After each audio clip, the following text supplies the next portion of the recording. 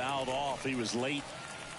Oh, here's a player who hits the ball a mile when he connects. In fact, folks, I just missed out on the...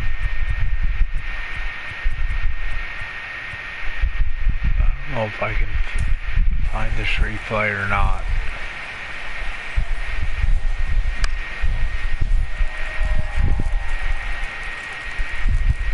Let's see.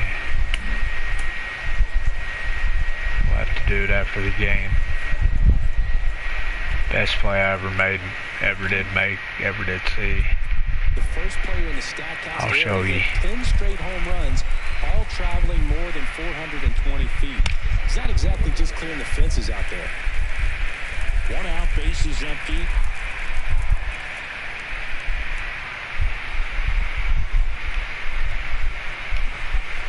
Next offering upstairs. Good purpose pitch right there. Trying to tease him, get him to raise his sights, pop something up, and make it an easy out. And he deals. Swing from Acuna. Big drive. Deep left field. Loud out. Loud out. The batter now, Chipper Jones. Pitch to contact, folks. This guy's kind of a Pitch to unicorn contact. in today's game of baseball. It seems like we're seeing fewer and fewer switch hitters, and he is elite regardless of the side of the plate he's hitting from. Yeah, well, he's going to strike out from the left side.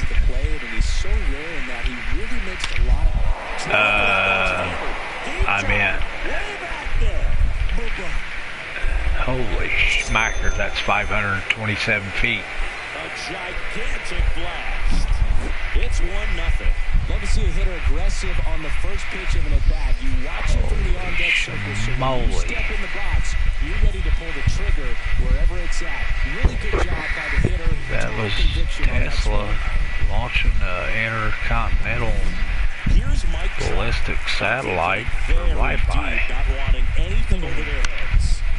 And first offering is fouled off. 2 outs, base is empty.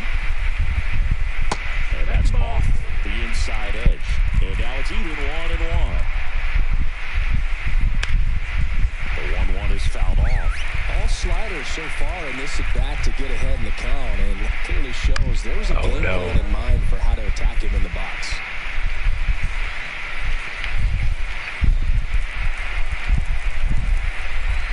Two down, nobody on. Foul ball still, a 1-2 count. Kicks and deals. You smucker. This guy's a fun guy to watch taking it bat. He just battles up there. He doesn't take a pitch off it. Pulled the string on the changeup.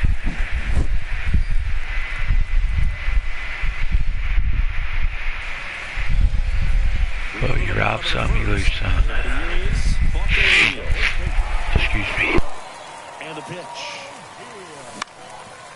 That one back up the middle, and it gets through. Off to a good start with a leadoff knock.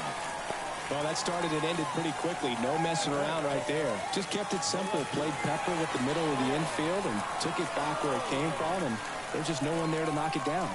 Stepping in, Tim Raines. This one in the dirt. Oh, caught up in a rundown now.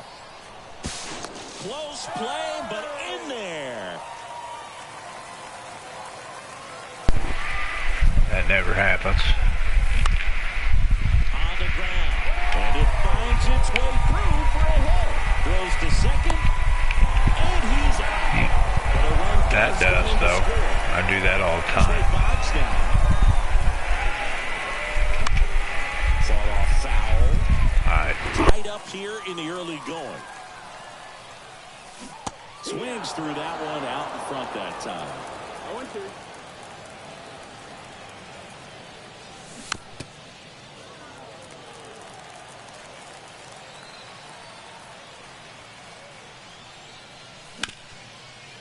Ground ball up the middle. Into the outfield. Base hit. So a man aboard now with one away. Back-to-back singles. Really nice job staying up the middle with his approach. He didn't try to do too much with the pitch. Just shot it through the infield. So now it's the four-hole hitter, Brian Roberts. Rivera picks over, tries to get back and save.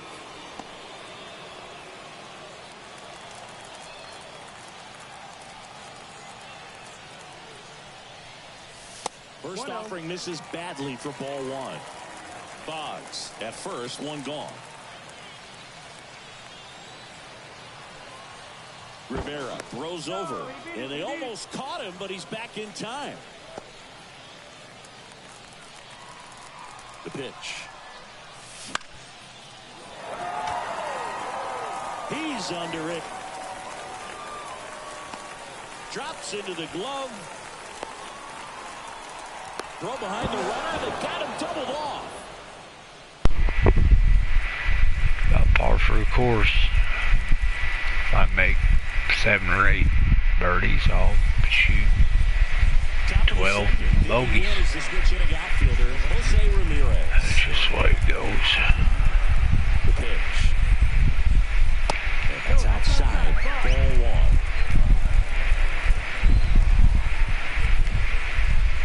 Wouldn't chase that time.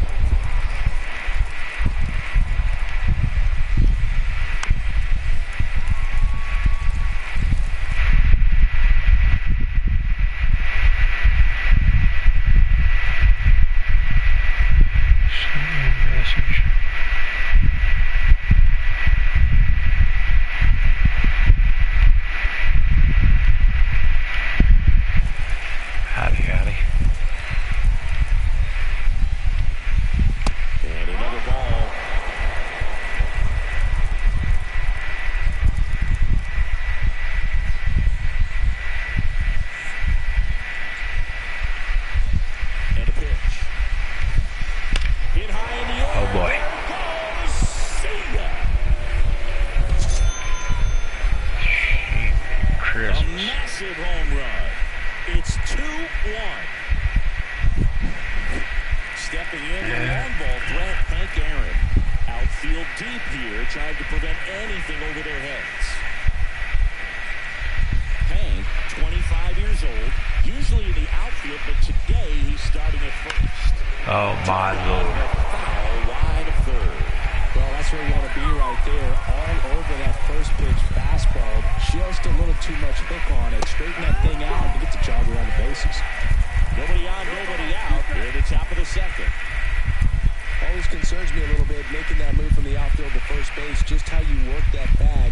Don't want to have a collision with the base runner. Popped up, foul territory behind the plate. Drifts towards it. Brings it in. And there's one away.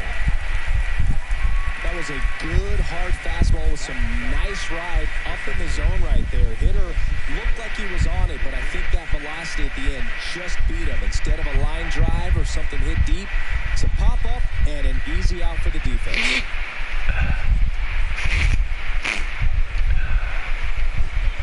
Here's a game Lindor will never forget. One night in July of 2023, he went 5 for 5 with a home run, 2 triples, and he scored 3 runs. That stat line is so rare, only one other player has done it. Guess who? Willie Mays in 1958. The 1-1.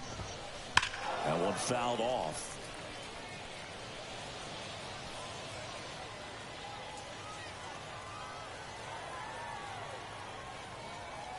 And here it comes. Right side. Roberts. Lindor retired. Here's Adley Rutschman singing. The Orioles gave him the largest signing bonus ever. More than $8 million, and you can see why. This guy just oozes with talent. Yeah, Boog, and if it wasn't for a strained triceps injury, I believe Adley would have been on the Orioles opening day roster in 2022. The moment he was healthy enough, the Orioles called him up, and the rest is history. Has a beat on it. He's there. He's got it. And that'll do it.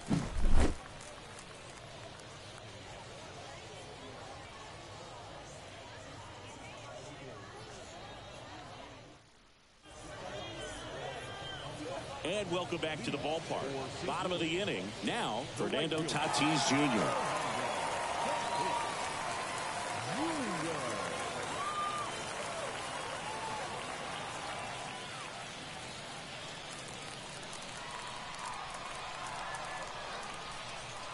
Rivera back to work. That one's in there.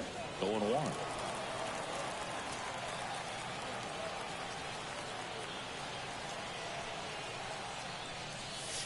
And 1-1.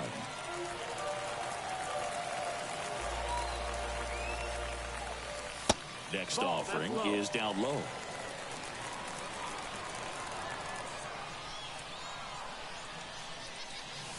And strike two. Instead of letting the hitter get his arms extended, tied him up a little bit, slightly up, slightly in. Not even close there. Counts full, 3-2. Tatis waits. And he walked him. Well, he's starting to look a little gassed to me, and we'll see if they go to the bullpen in this spot or not. No outs. Runner at first. Here's a big power threat. Willie Stargell. Now pitching. I love this part of the game. Does he really want to try and steal second against this catcher? I know he's fast, but it's pretty risky.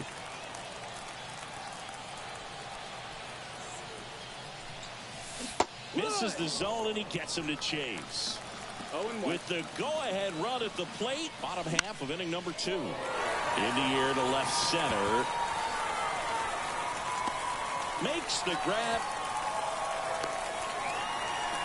Now a throw to first, and he won't get back in time. It's a double play. Now it's going to be Jackson Merrill.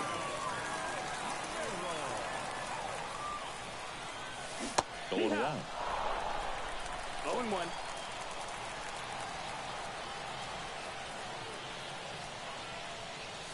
Swing and a miss, and that's strike 2. This guy's not wasting any pitches. Hitters got to get into swing mode. This is a good time to expand the zone. Throw something maybe down in the dirt. Check swing, trying to hold up. Now an appeal to third. And he won a round. Not an easy call there, but that puts an end to the inning.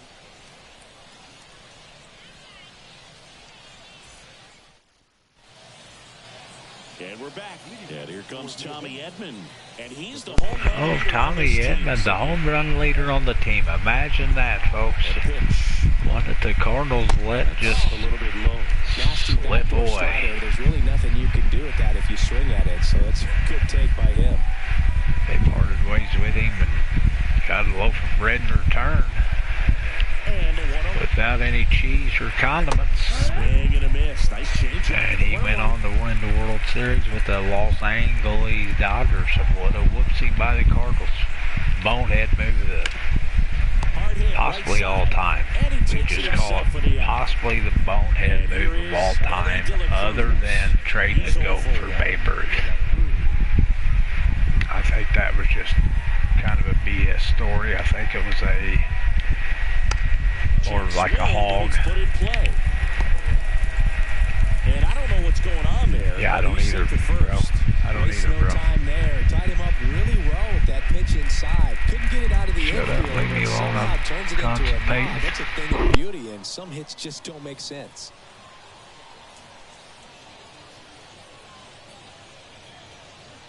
Here's Ronald Acuna Jr. at the plate. Hit high in the air. There it goes. See ya.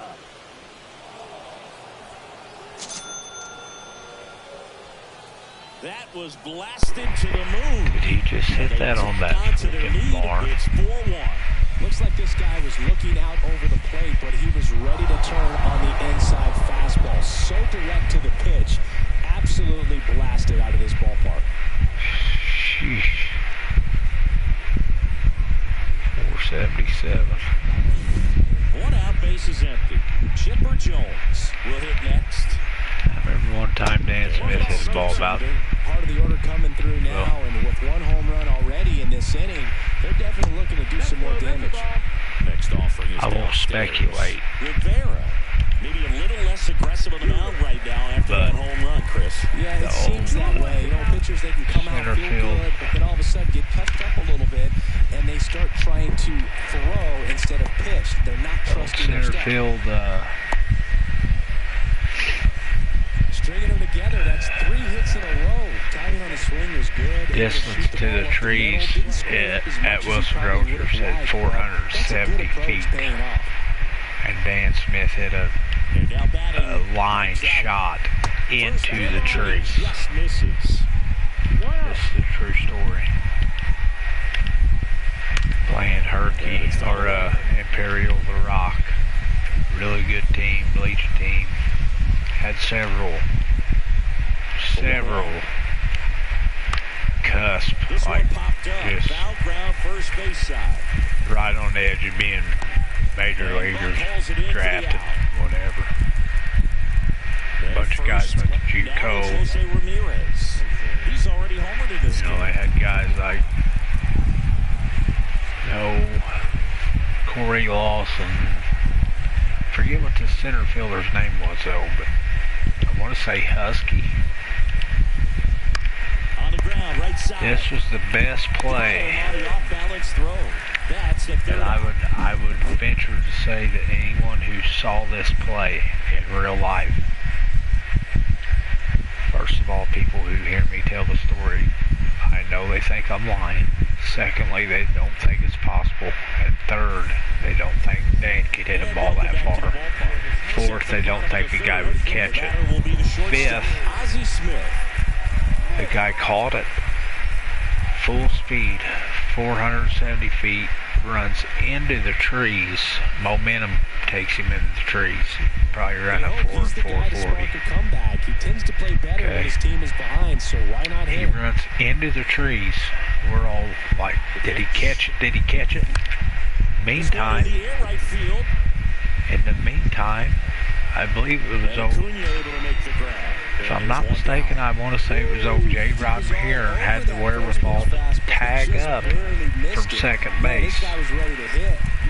The guy comes running out of the trees, throws the ball in, and we're like, what the heck's going on? We were so in awe that we hadn't realized that Jared was trying to tag up and score from second base. He got thrown out of home plate. Now, if there's any part of that story that's not true, it's that Jared was tagging up. It may have been another play that happened, but I do know that there was someone tagging either from first going to third or second going to home. And it was the best play. I mean, it was a major league play if I've ever seen one. And it's just like, we looked at Dan and like, Dan was like pissed, like who hits the ball that far and it gets caught, and then I think it ended up in a double play. And I think it's safe to say at least one of those, if not more than one, got away from him. Dan was like that. He was pissed. Said, Dan, dude, first of all, you hit the absolute. Out towards right center field. Acuna has it sized up. Let's just say if the ball has two ass cheeks, he flattened the one side of the ass cheek of the ball. Smooth, just flat. And he was mad because he didn't hit it all the way out of the trees. I mean, I guess when you're 16, you hit, 15, you hit 17, 18. There was a play I thought was going to make me a wiener this game, but it didn't work out. I got to watch that one more time, though. But anyway, yeah, he was mad about it. And I said, dude, that's the hardest baseball I've ever seen hit, and it's the best play I've ever seen a guy make on the ball. And therefore, remember this moment, because I sure will. And I never forget that play ever in my life. There's a few plays that stand out that it's like you play them over and over in your head, and usually they weren't anything. I wasn't a part of most of them. It was usually things that I saw happen on the field. But yeah, that's a true story. If his mom and dad had that on tape, that would be. We need to get that out there. People need to see that, because it was unreal. And for some reason we all just turned and watched the guy just it was like we knew Dan was going to just tattoo it. And as soon as he made contact, I just looked at the center fielder, and he had already turned and probably taken 6 or 8 steps, and he was flying. But it's just amazing some of the plays and some of the players that people just kind of, they're good ball players, but they didn't make it, this and that, blah, blah, blah. Well, I'm here to tell you right now, there were a lot of them guys that were good enough to play, and they, for many different reasons, didn't make it. That doesn't take away from how good they were. And they just,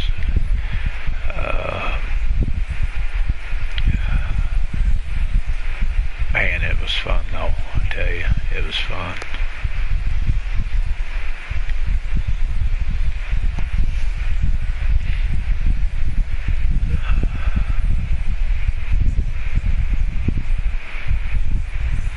Now here is Buck O'Neil. Played against Albert Pujols in college. Played against Mark Burley in college. That's a Cy Young and an MVP winner. That's pretty, Here comes a pitch. pretty stout. Let's see. Steve Collier played for the Dodgers for several years. Played against him in Merrimack. 3-0-1. He made one of the best plays I ever seen. Defensive play.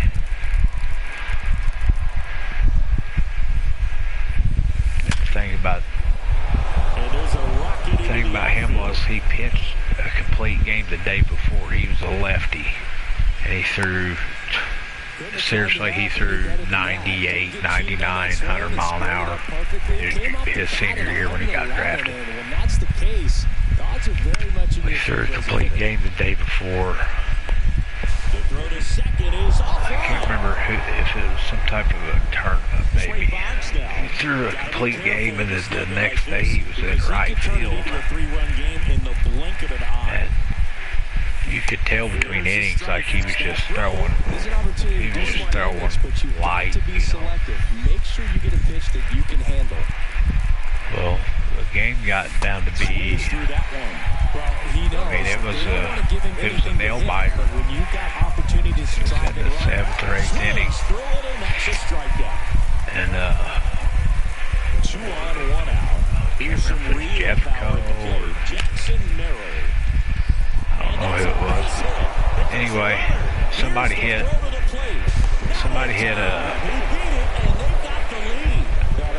a shot into right center.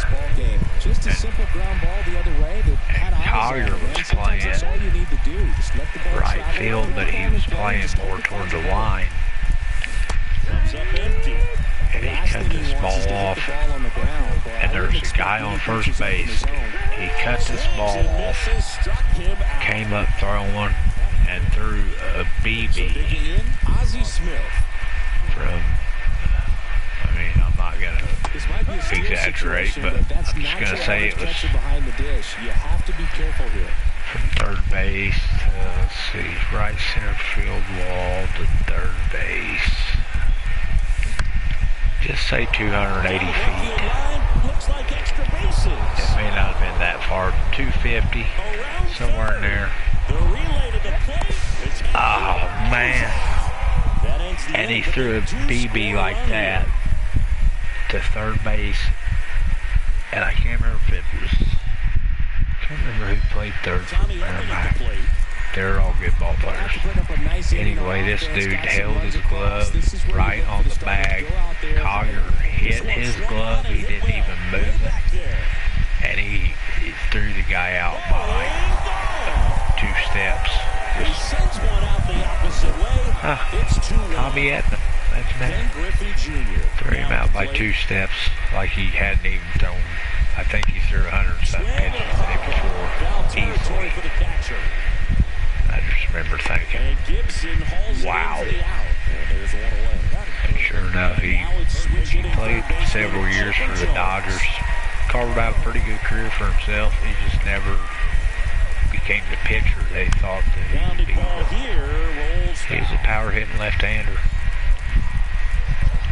And I loved facing. They had like 3 or 4 real big lefties, lefty hitters. And them guys, not to pat myself on the shoulder or nothing, but my action when I pitched, son of a biscuit eater.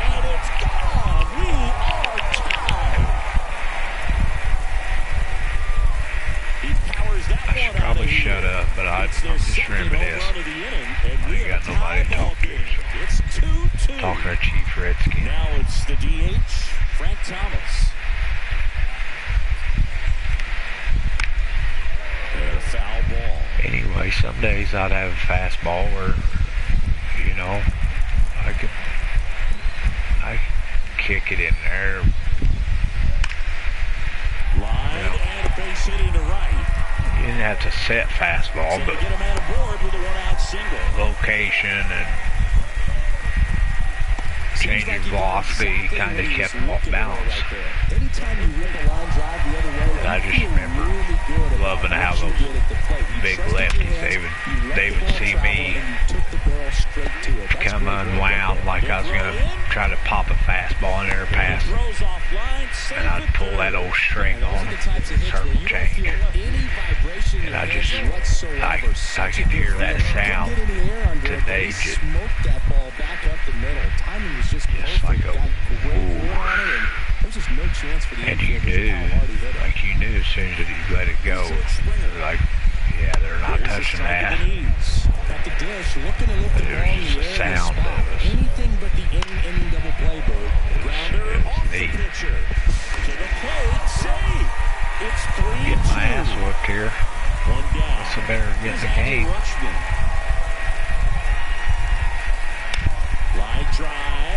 Yeah, a lot of stories in baseball. Lots of stories. I will say this.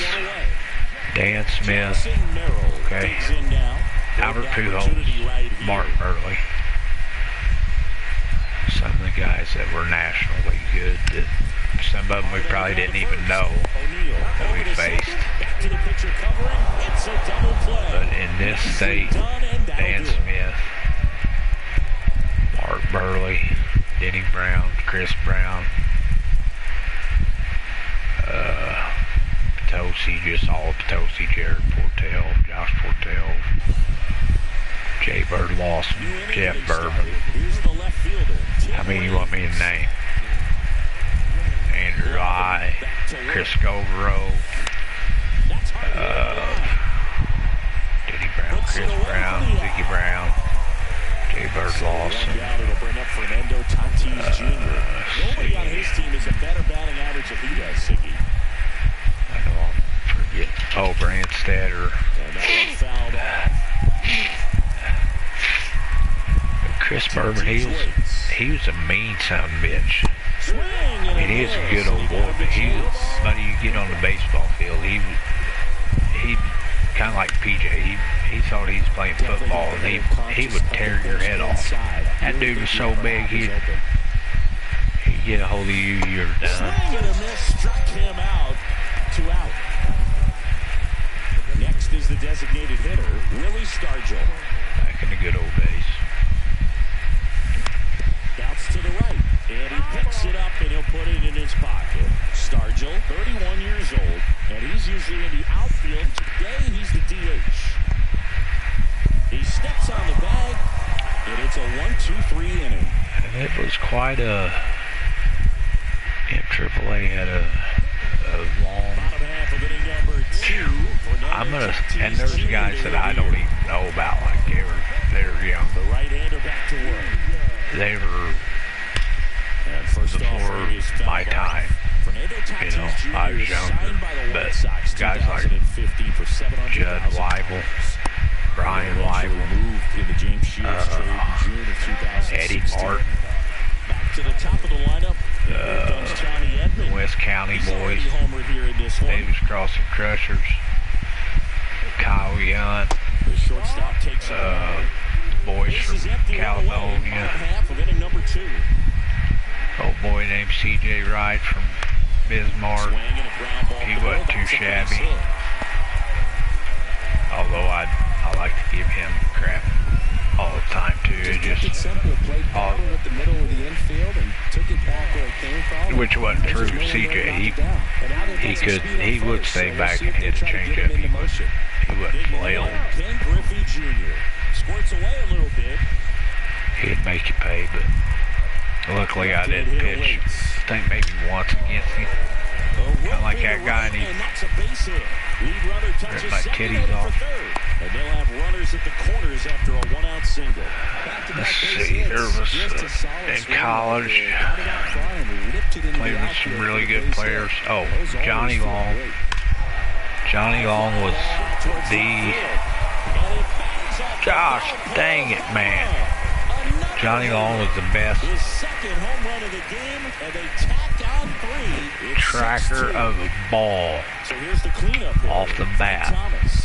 The ball, you know, when contact was made. Are you kidding me? Are you serious right now? I'm shutting up.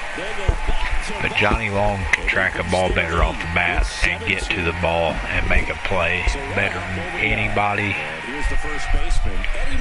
that I played or saw in college other than the one guy from Imperial. That's a true story. Chaz Wigger was one of the best catchers that I saw or played with or against other than PJ and a guy by the name of Jorgensen from San Jacinto, who was Golden Spikes Player of the Year in '99, I believe. The year we went to Texas, played San Jacinto, and the whole team was loaded. I remember that team. I remember some teams in Florida.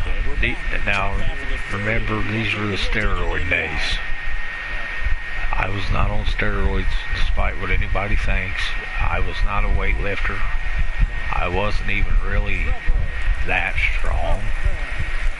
Once I started working construction, I got stronger. Started playing Legion ball, more games, got stronger, but I wasn't that strong, you know. Just lifting weights, strong. Wasn't that strong. Just use leverage. Dan, PJ, Josh Halsey. Those guys are strong. Makes the catch. One up, one down. Going to have a little more discipline in future bats. That pitch looked good, but you can't hit it. It was just too high in the zone. You usually see a swing and miss or a weak contact in the infield. Swing and a deep drive. This one's got a chance. Way back there, and boom goes the dynamite. Kevin Black was one of the best. He doesn't get enough credit. 7-3. When you're lacking velocity, it's so critical that you move the ball around, change speeds, it's a shame that, I hate to say this, but it's a shame that North County didn't have, well, they had the all-time great Stevie Pasternak to coach us to state championship status, but had we not had him, we wouldn't have, you know, we'd have been the same as the other unfortunate ones that just always seemed like it was the Bonterre Vikings versus the Bonterre Vikings. It's like North County played each other during a game and be who could make the other guy look like the bigger idiot, but they all had good players. They just didn't They had Steve Gimmer for a coach. I remember Brad Thurston, he's a hell of a ball player. Marty Winslow, great baseball player. Great pitcher. Junk, just a junk. He had 7, 8 pitches. Who else they had? Ryan Wigger, Kevin Black, let's see, Jason Worst, Danny Manzella. So many good players, man. I'm just scratching the surface. But yeah,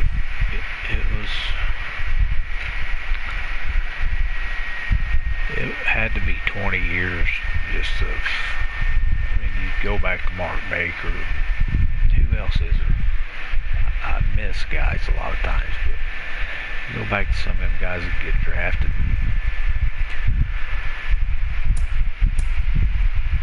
Mid-80s. Sometimes I wonder if I exaggerate when Jay Bird Lawson was throwing legitimately 95 miles an hour. Two-seam, I'm pretty sure two-seam fastball. 95 miles an hour. And I'm like, man, I hope he doesn't throw that. I hope he doesn't throw that slider. I hope he doesn't throw the slider. I hope he doesn't throw the slider. And he had a slider.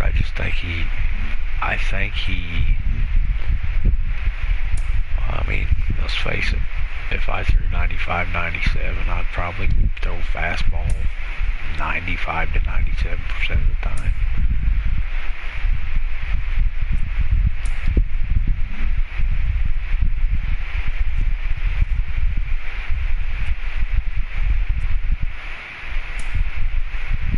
Anywho, that's enough of my reminiscing. Those days are over. Read the name tag here in my world now, Grandma.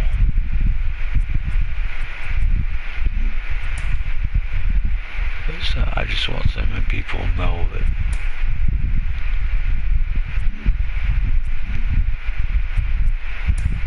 they were good ball players. They could go anywhere and play. But we just kind of unfortunate at that time. Luckily, I think things got better as far as local talent. If not going anywhere else, they were staying home, going to the mineral area, which is what they should have done. But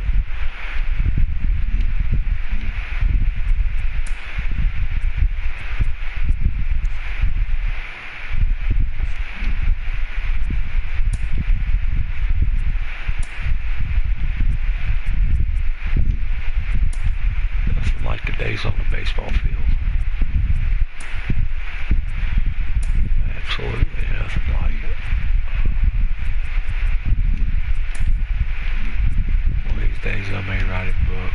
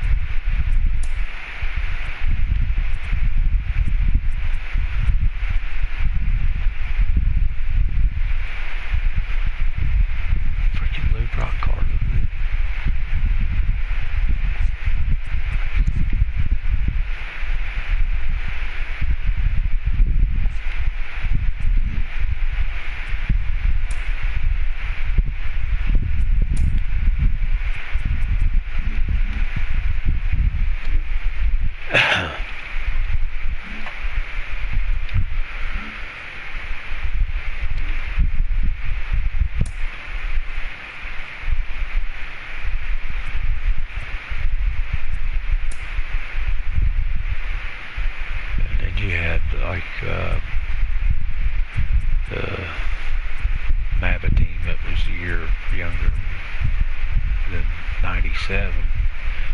Like CJ, Ryan Wigger, Hubbard, Sam Lee, Goodman. I can't remember who all started on the team, but their 16-year-old year they went to the World Series, and there was a kid from California that I think he had 19 strikeouts one game and 17 another. Left-hander, and he just, even guys like that, kind of whatever happened to him, you know. But I can tell you this, it's not easy to get there. It's not easy to stay there.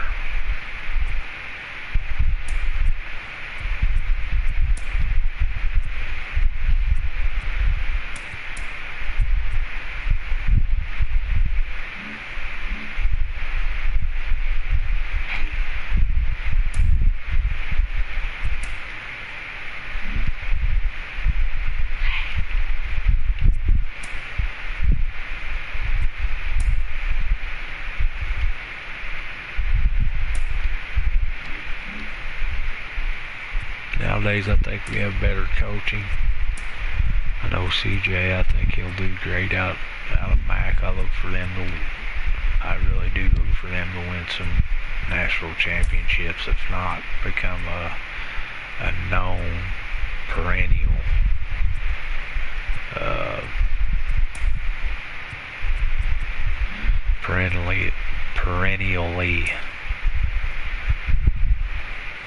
that's what I'm looking for. Competitive team. Just because that's what he'll make it be that way.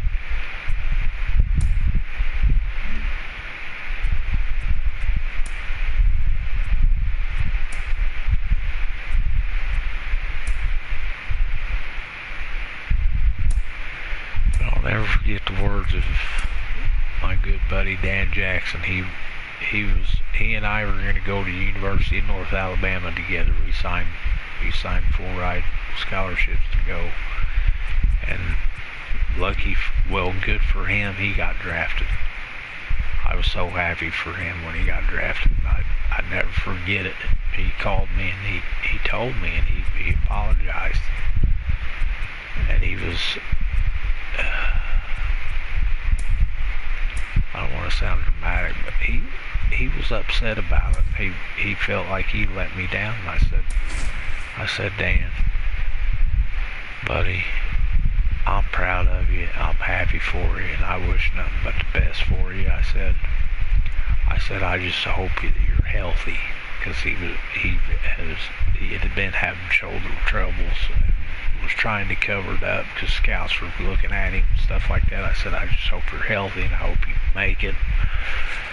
And I think you're going to. I have confidence in you. And he had that swagger to him, but then I just kind of felt like he always felt like he did me wrong in some type of way, and that's not the case, man.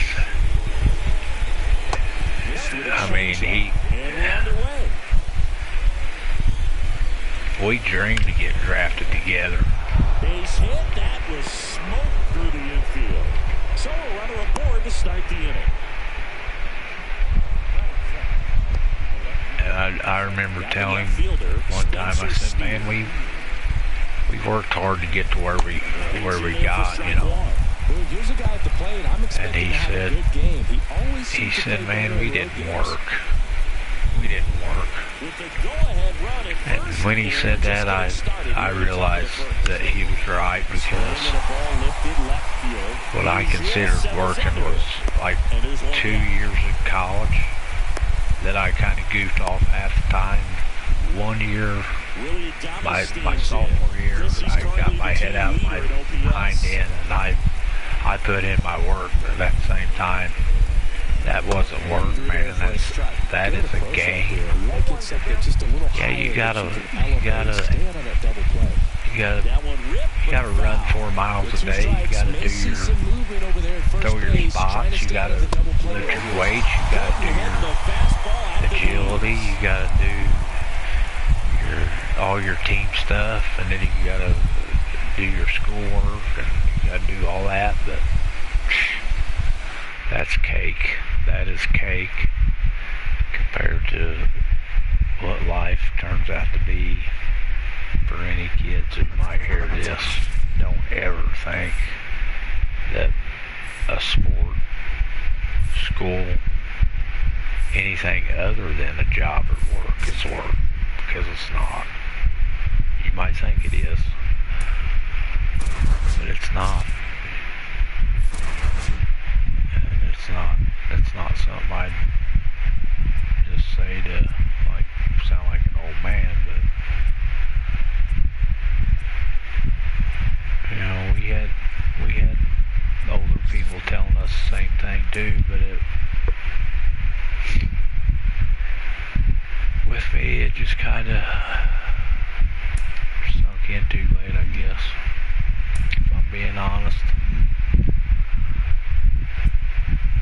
I'll sit here and talk to myself and have a self-evaluation, kind of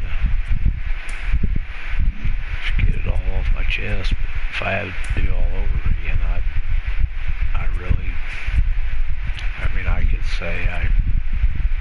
I could say I could have been a whole lot better.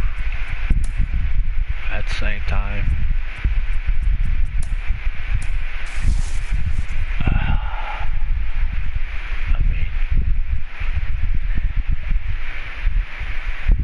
I don't really know if I can say that, to be honest with you.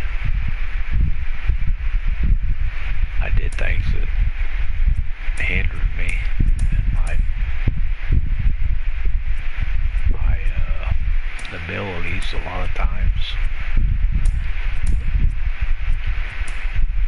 I can only remember college a few times that affected me.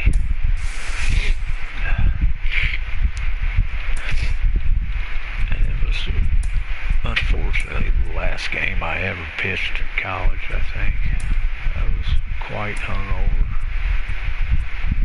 I regret that. I regret not being more healthy, trying to come back after I missed a year.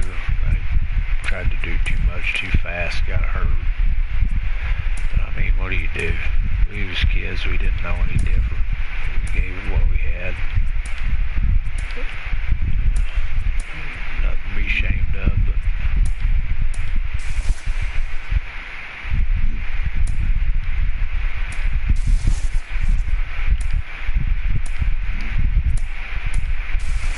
there's always that I wanted to be a pitcher, I wanted to be a fielder, I wanted to hit, I wanted to stand out. And when you do that, it's not good for your long term, especially if you're a pitcher. Tilly, what's wrong with you?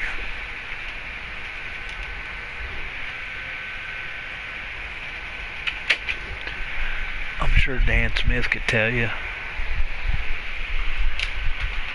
when he pitched. Dan pitched his guts out, and you could tell when he was wearing down.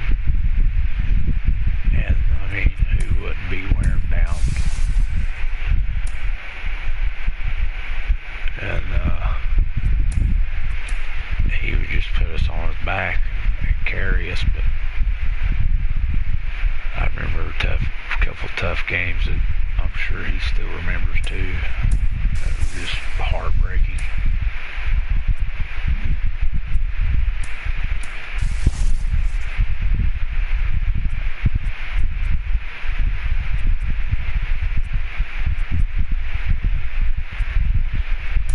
Always seemed like summer ball. We'd get to regionals and have our hearts just shattered.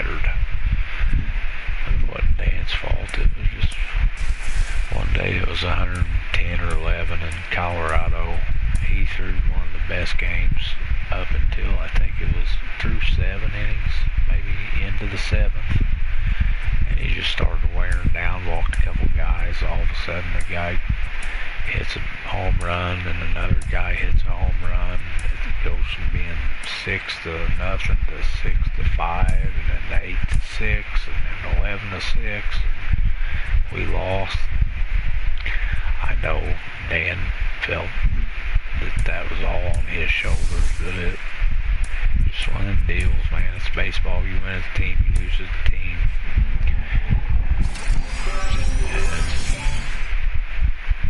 And if I made a play, and I made several plays that cost us games, or would have cost us games if Dan didn't bail me out or somebody else. We all did, and that's what it was about. Somebody makes a bad play, the next guy pick them up. And you play as a team, you win as a team, you lose as a team. And that's what we did. And that's what I'm so proud of today is how close knit of a team we were. Truthfully. There was no one player better than another. We were all equal ground. We all held each other accountable, and we did what we were supposed to do, and we got a ring.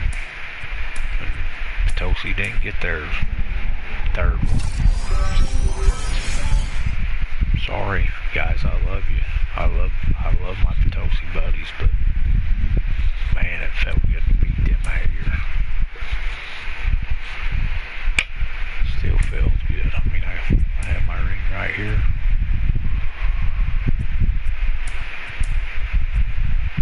It's just a ring. It's just a ring. The memories are the biggest thing, but nobody can take it away from us. But there's ideas that I come up with that, well, I've come up with. The good Lord puts them in my brain, I guess. But I think we all wondered that year if there was a national tournament where each state championship team that one state went on to a regional and then a national, where would North County have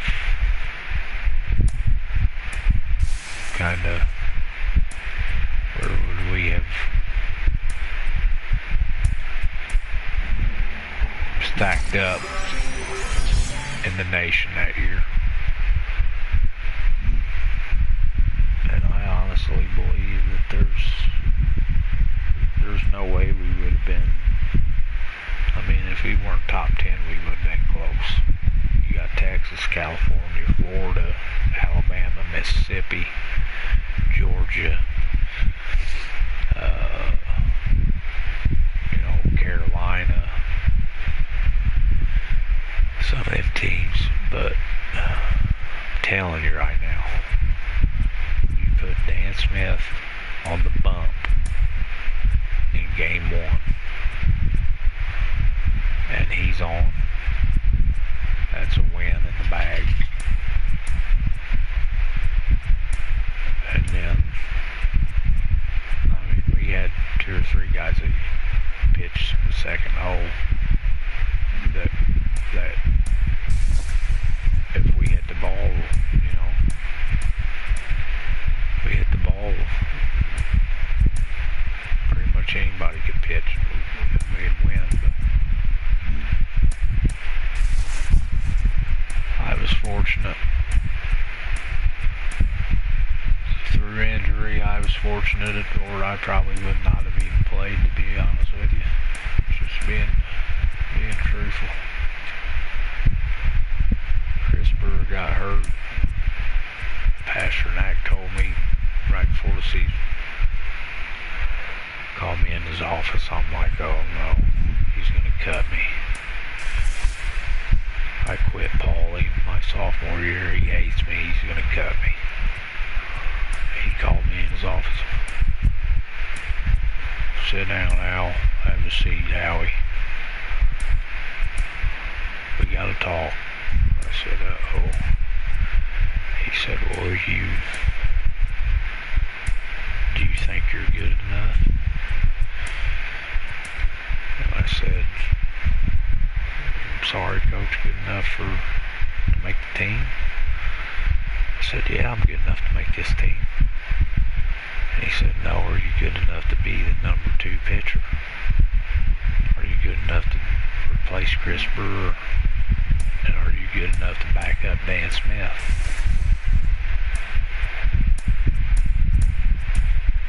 And I gotta tell you, in my mind, I thought, I don't know. I don't think so.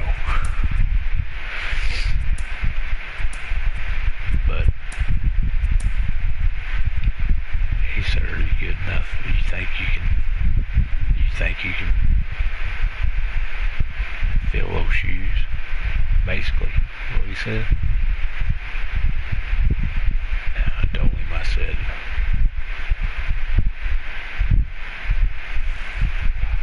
I can't make any guarantees, Pasternak, our coach. And Ricketts was there too. I said, the rest is so. I said, I can't make any promises. All I can do is give you all I got. That's what I'll give you. I'll give you all I got every single game. Every time I get the ball, whether it's 5 times or 10 times.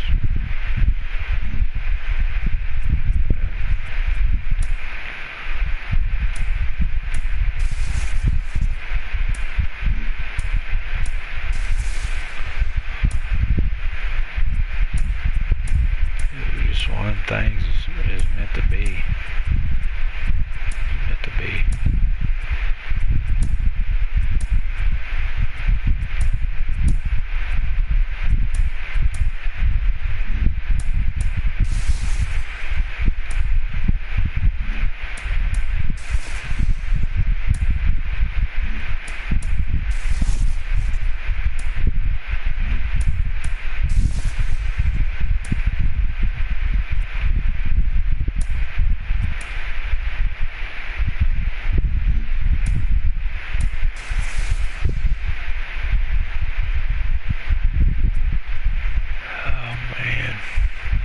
I do need to write some type of I'd like to write some type of historical, just kind of like a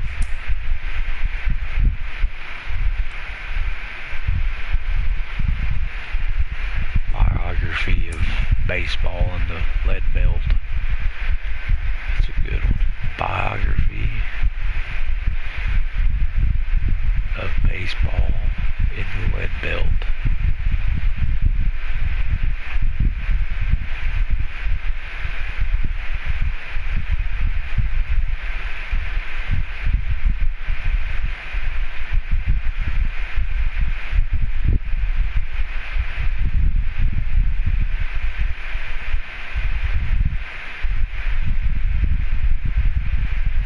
And everybody was athletes. I mean, guys like Jake Stotler, they played when we were 9, 10, 11 years old. He went on and played. He ran track and was the fastest dude in this side of the freaking Pacific Ocean.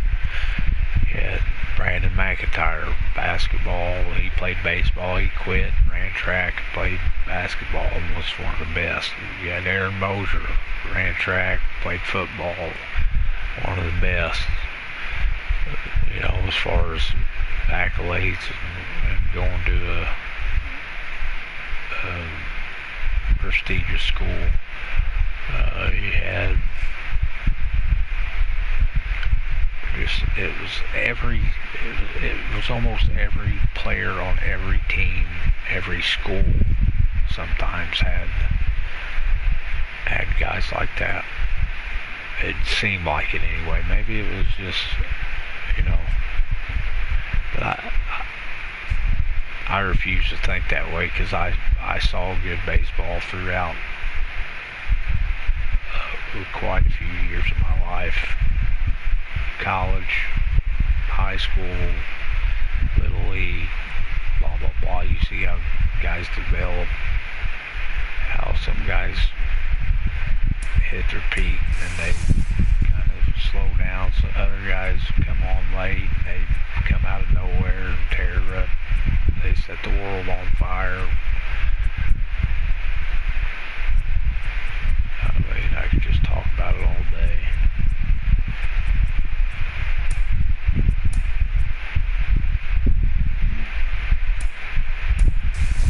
We didn't have one bad player on our team.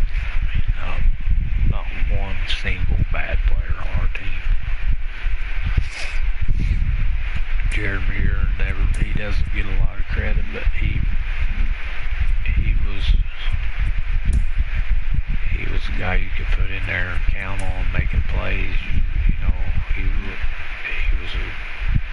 was a really good outfielder. Despite what anybody wants to say about him, Jared Muir was a good outfielder. And he had a little pop when he timed one right. And we all know he's faster than Kevin Black. I love that story. And maybe he was that day. I don't know. I wasn't there, but I remember came home from practice one day and he said he beat Kevin Black at a 60-yard dash. And I said, well, you're out of your mind. There's no effing way you beat Kevin Black in any race, whether it's 60 yards, 90 yards, 30 feet, or the long jump. You ain't beating Kevin Black at anything when it comes to do with running, jumping, nothing. Said, yeah, he ran I think Kevin had a bad day for him. He ran a 6.7, and I want to say Jared ran a 6.6, and he could. Once Jared got his stride going, buddy, he could run, but I never forget giving him so much hell over that. Like, you did not beat Kevin in a race. You never will. You just get it out of your head. That was a delusion. You're out of your mind. And I just know he must have thought I was the biggest asshole in the world.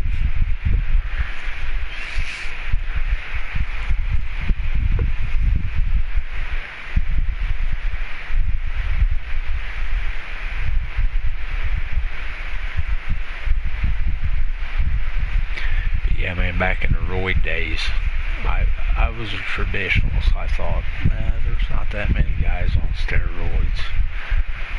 You know, people thought I was on roids, or they at least give me crap about it. All of a sudden I'm hitting BBs when I couldn't hit one out of the outfield 2 days or 2 years before that. Now a year Legion ball and I'm hitting home runs. Now here's the switch hitting power. All the Tosi guys are, you're on roids.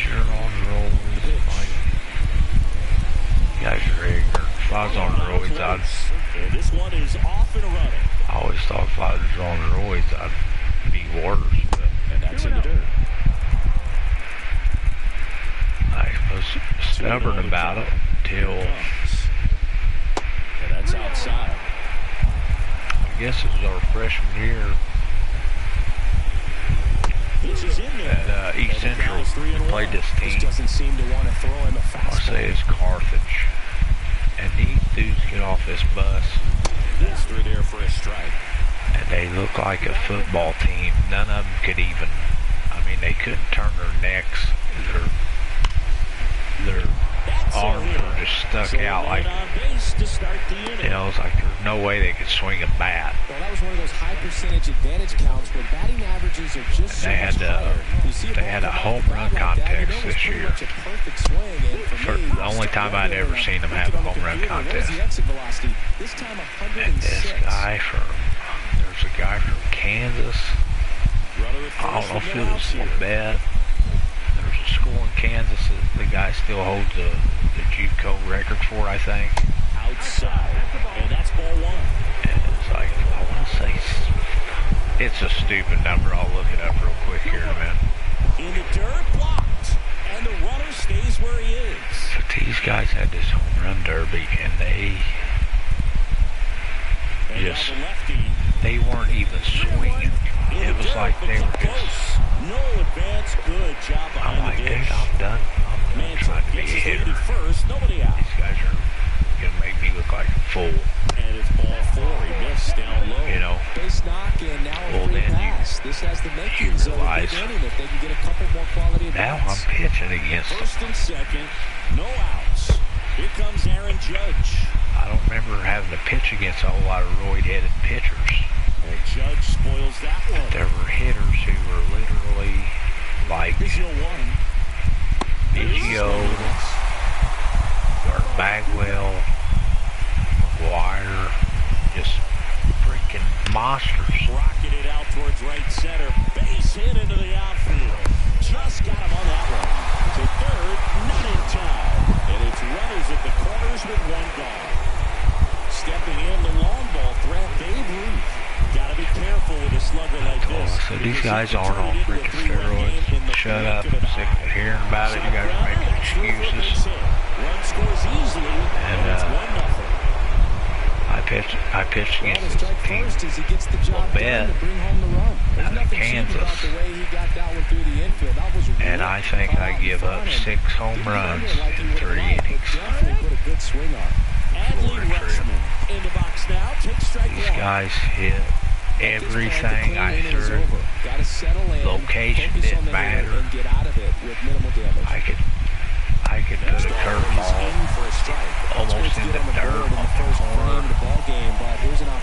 They would launch it to the opposite field. I was embarrassed. But that year played out, and let me see. Let me just look up this record. I want to say it was 60-something. 60 at least. Maybe not 60. 47 minimum.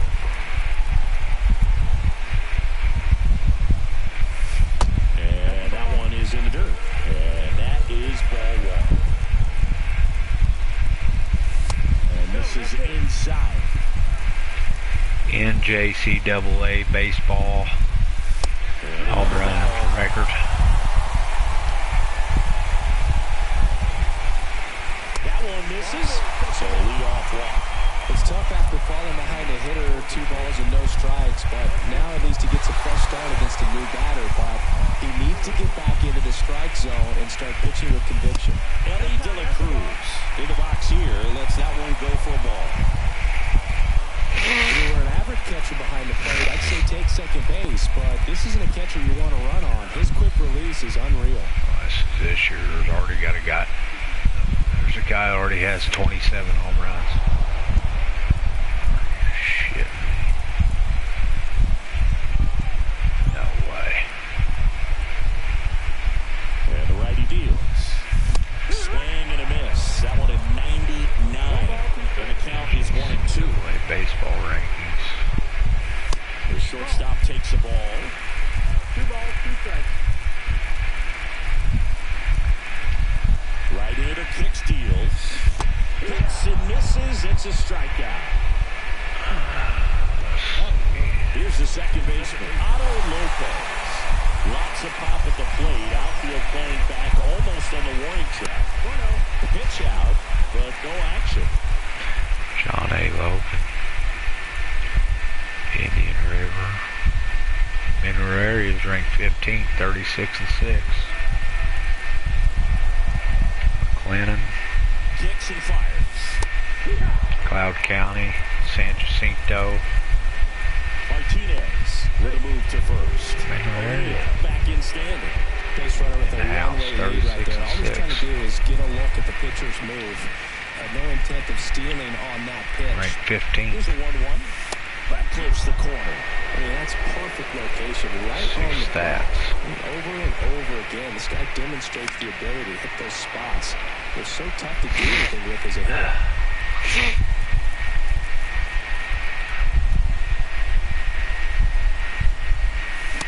Gosh, Chases that one. That's out number 2. St. Louis Community College And that was softball Jackson Merrill. mineral area to be announced. And that's outside. Right now, they're looking for something hit hard into the gaps, give them an opportunity with 2 outs to score that run from first. O'Neill leads off first with 2 down to the inning. A swing and a miss, and that's strike 1. He's trying to stay away from this lefty, knowing that a lot of left-handers like the ball down and in. Falling behind 2-1. 2 balls, 1 strike.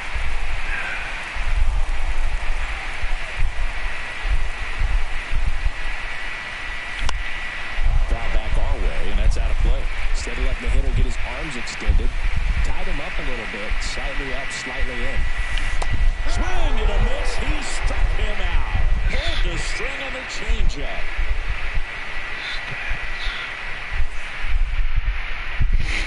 And welcome back to the ballpark. Down to third baseman, Paul Molitor.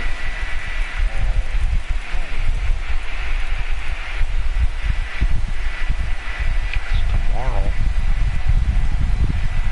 St. Louis Community College versus mineral area. The pitch timer expired before he started his windup, so that's a ball. That must be incredibly frustrating for the pitcher, but this is all about creating more action and speeding up the game, and it's working.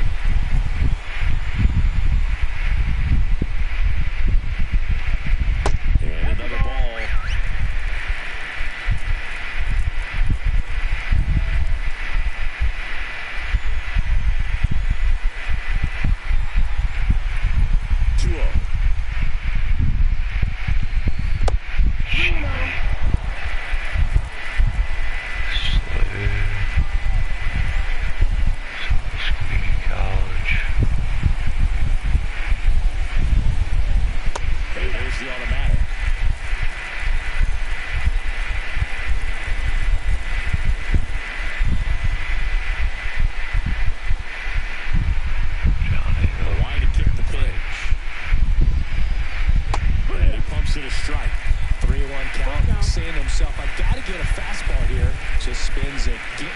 Breaking ball to bring the count full.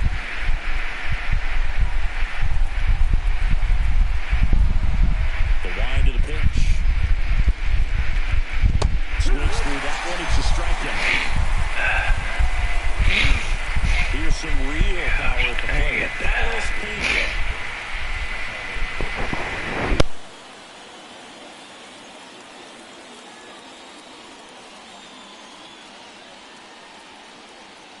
Oh, and they're going to tag the pitcher with a pitch clock violation. That's an automatic ball. The pitcher must begin his motion before the pitch timer runs out. We're looking for a little more urgency out there. And here it comes. And delivers outside.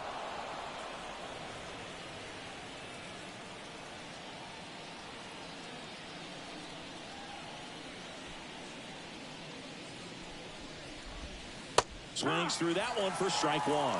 2-1. Base is empty, 1 away here at the top of the second.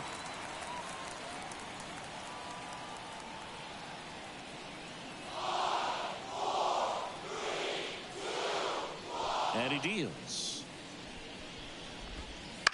And he grounds one to the right side. O'Neill takes it to the bag. 2 up, 2 down at the top of the second. 2 outs, base is empty. Next to hit, Bernie Williams. And he's currently the team leader in batting average, Chris. Tired or not, he's relentless with the way he pitches. He might be exhausted out there, but his stuff is still nasty. Here's a rocket out to left. Schwarber racing over to make the catch.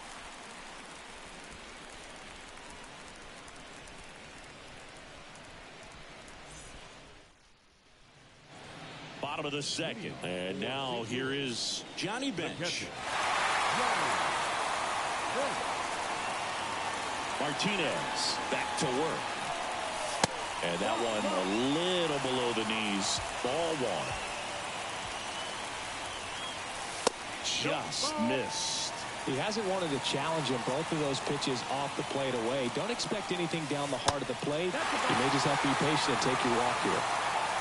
Let's see if he gives him anything to hit here.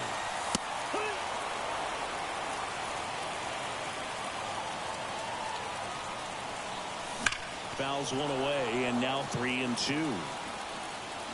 Kicks and deals. And a swing and a miss. Down on strikes.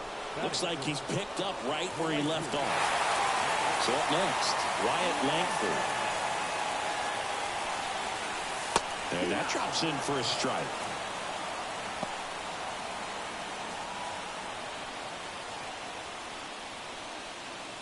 Trying to hold a one-run lead, bottom half of inning number 2. Right through there for a strike. Well, triple digits on the gun. I know there are more pitchers that can reach that now than in the past, but it's still impressive to watch. One down, base is empty. Hit on the ground to the right side. He handles it himself. Already 2 out here in the home half of inning number 2. Kyle Schwarber comes up to hit here.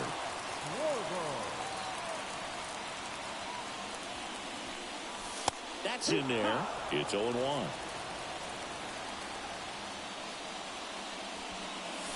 That one missed. It's getting squeezed a little bit here late. Righty to the plate. Swings through that one for strike 2. 1-2 the count. Off the mark there. Ball 2. Well, he's not afraid to fall into a 2-strike count. Knows the strike zone very well. So much so that I think umpires will look at him and determine whether it's a ball or strike, if he swings or not. Over to Ruth. What a play. Inning over.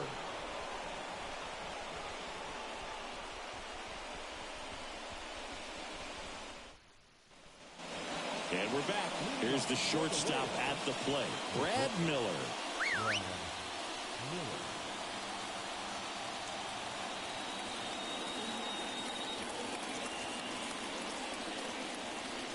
The pitch. Ball one there. 1 ball, no strikes.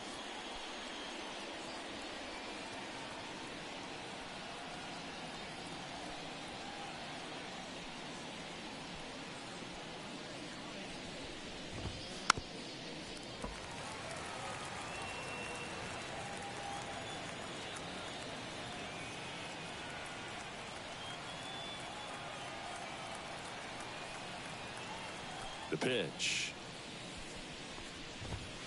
That misses. That's a ball. And it's 2-1.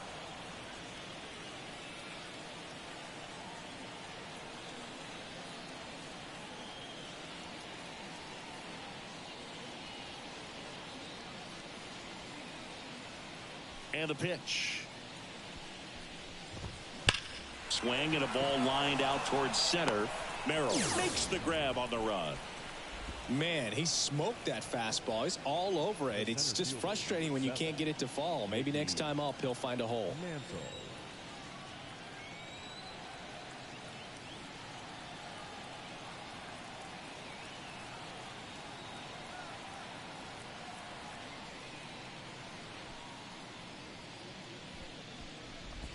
Mantle at the plate now. That's ball 1.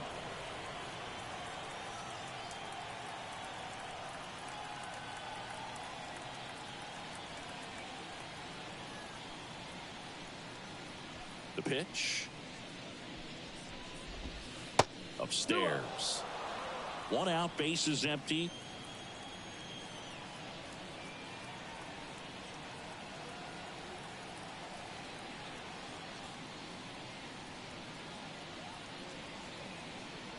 The pitch timer expired before he started his windup, so that's a ball.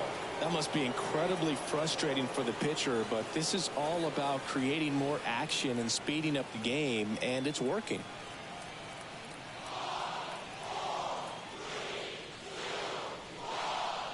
Let's see if he gives him anything to hit here.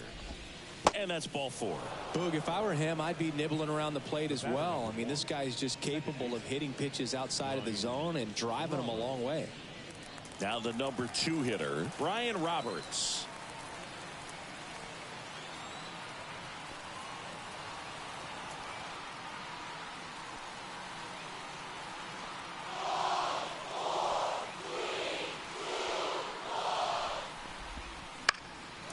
Swinging a foul straight back.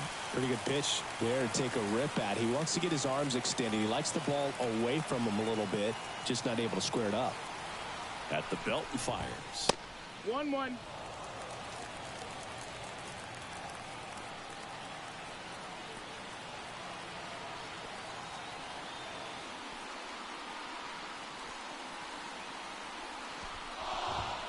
Swing and a miss.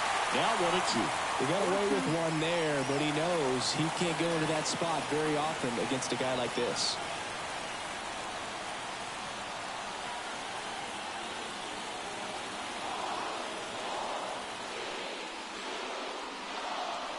Oh, and they're going to tag the pitcher with a pitch clock violation.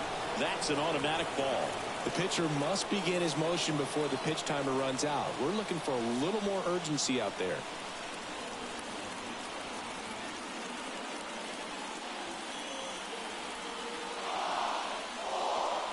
Kicks and fires. In the air, out towards left center. Diving, makes the grab.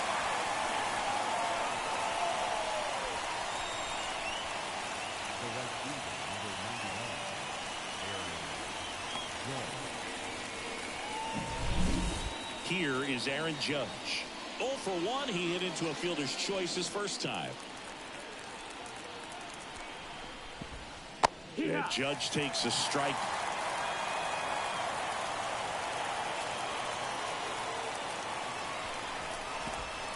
And a big swing and a miss. Ahead 0-2 in the count. Sure, you've got 4 pitches you can work with, but throw something you can command and get the... Got it by him for the K.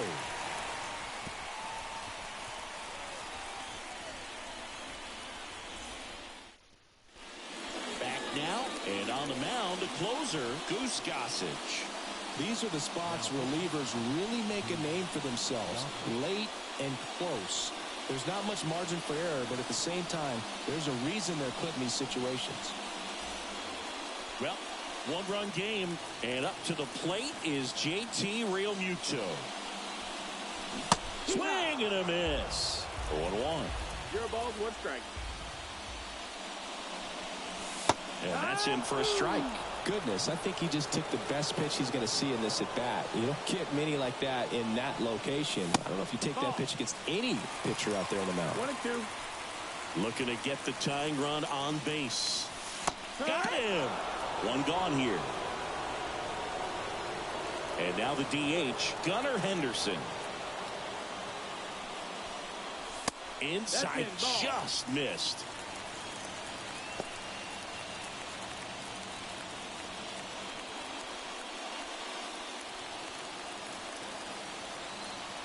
One down, base is empty.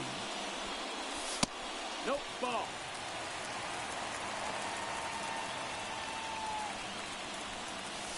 Swings and misses. Now 2 balls and a strike. Oh, an interesting situation. One swing you can tie up the ball game, but if you're patient and work a walk, then you bring the game-winning run to the plate. Spoils that one, and it remains 2-2. Gossage ready. Popped in the air. Left field. Makes the catch for the 2nd out. So it's their last chance in this one. Buck O'Neil digging in now. Worked a walk at his first trip to the plate. And that one missing low. Trying to close out a 1-run lead. And the home team trying to pull it out. that one at triple digits.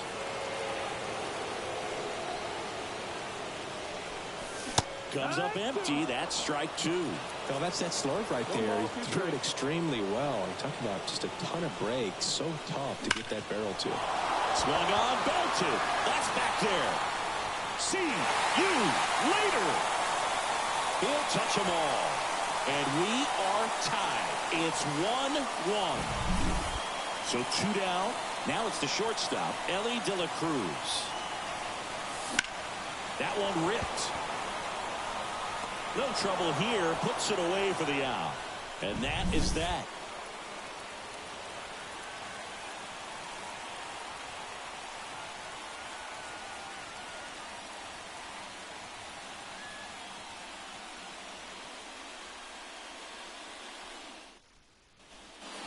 All set for the start of the inning.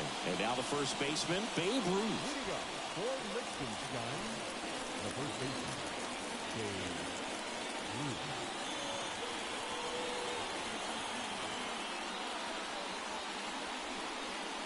And a pitch. Base hit right field. Here comes the judge around third. He scores and they have the lead. It's 2-1. Always feels amazing getting a job done when the team needs you to come through. It's just bigger than your own individual stats. 112 miles per hour. The ball seemed to explode off the bat right there. He put everything together on that swing. So that's one of those knocks that feels a little extra sweet. The pitch timer expired before he started his windup, so that's a ball. That must be incredibly frustrating for the pitcher, but this is all about creating more action and speeding up the game, and it's working. Here's Adley Rutschman. Right through there for a strike.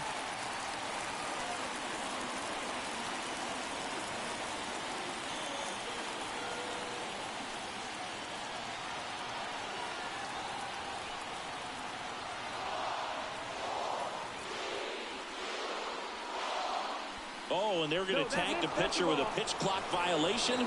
That's an automatic ball.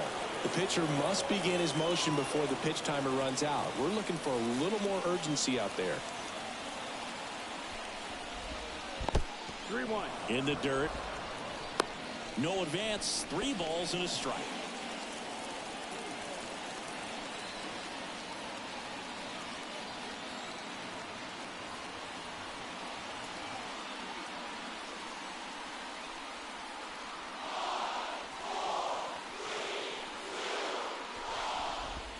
And ball 4, 2 aboard. Well, he's normally going to fill up the strike zone and really limit base runners, but his command in this one just seems off out there. A lot more walks than he's used to giving up.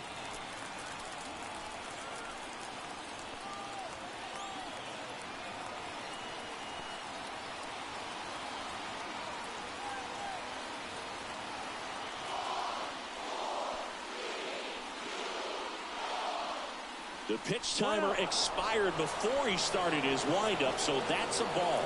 That must be incredibly frustrating for the pitcher, but this is all about creating more action and speeding up the game, and it's working.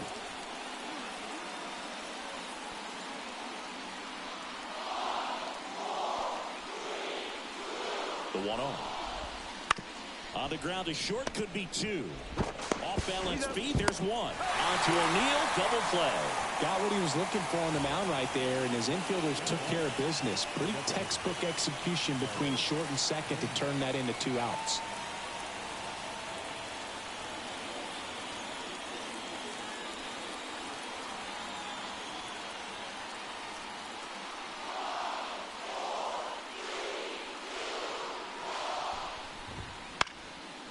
That one fouled off.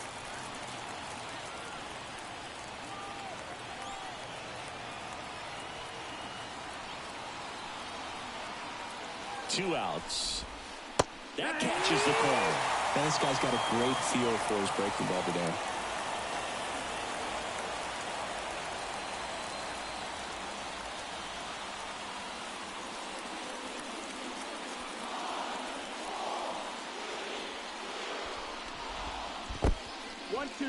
This one in the dirt. No movement. Now a ball and 2 strikes. 2 outs and 1 in scoring position.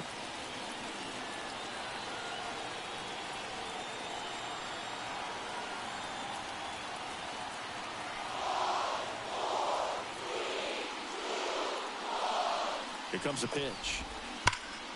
Gets a piece there. We'll do it again. Valenzuela, one of the best strikeout pitchers in the game, and that certainly is a benefit to him when he's in a spot like this.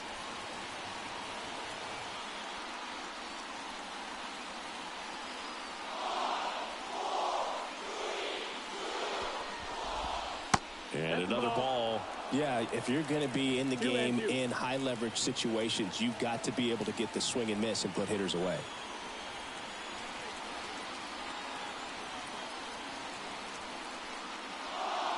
And a pitch. Foul ball left side. He'll see another.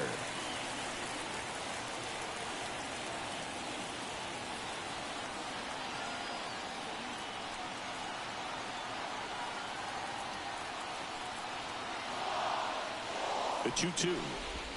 Down to the dirt, swing and a miss. Got him. Inning over on the strikeout.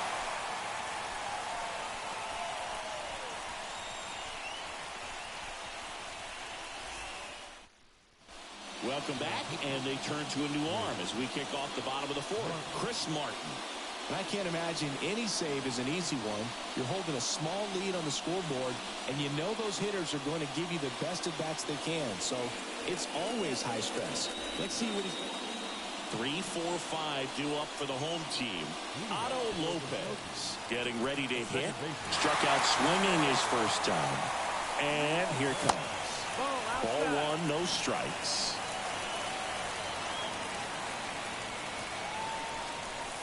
Right through there for a strike. They must have been looking for something else because he gave up on that pitch a little early. It was right down Main Street. Probably not going to see a better pitch to hit in this at bat. That one finds the zone.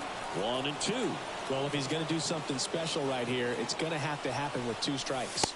Just off the inside corner. Now 2 and 2. Man, oh man, I don't know how you take that pitch. That's as close as it gets. That one outside. 3 and 2 now. And that one off the inside edge. You walked him. Walks out of the bullpen can absolutely kill your momentum very quickly. They're in some hot water trying to protect this lead.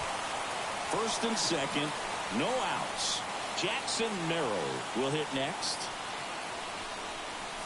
He was late there. Strike 1.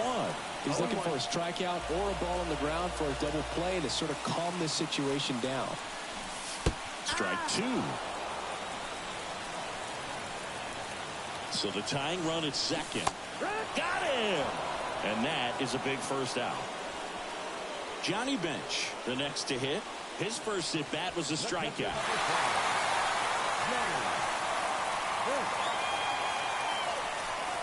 Well, all eyes on the double play ball in this spot. No better way to get out of this inning.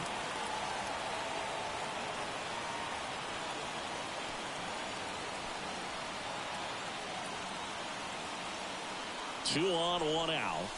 That's a strike across the top of the zone.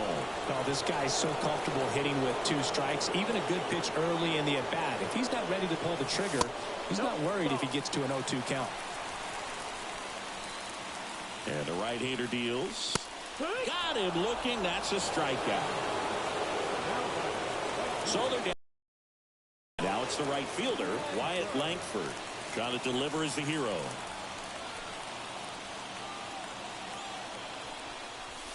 Right through there for a strike. A 1-run lead. We're here in the bottom of the 4th. And there's a ball.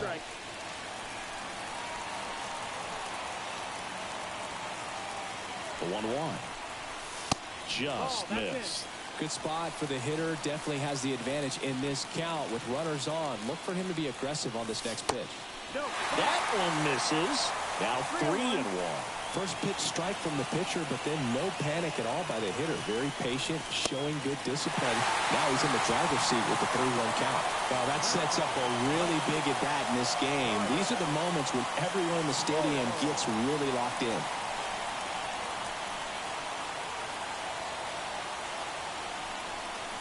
Schwarber in the box now. Takes strike one. Tough situation right here. So important as a pitcher to get ahead in the count as he did right there. In there at the knees, and it's 0-2.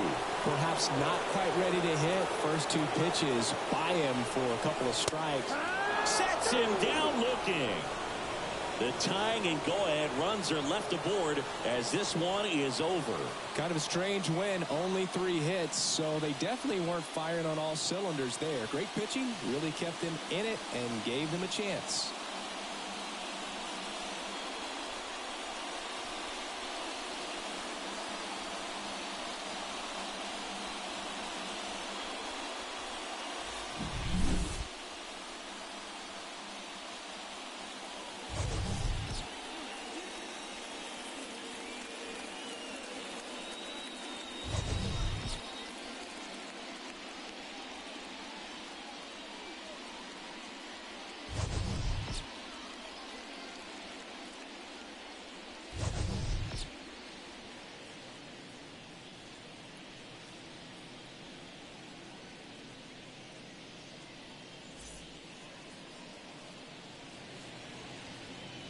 Fans, our final line score.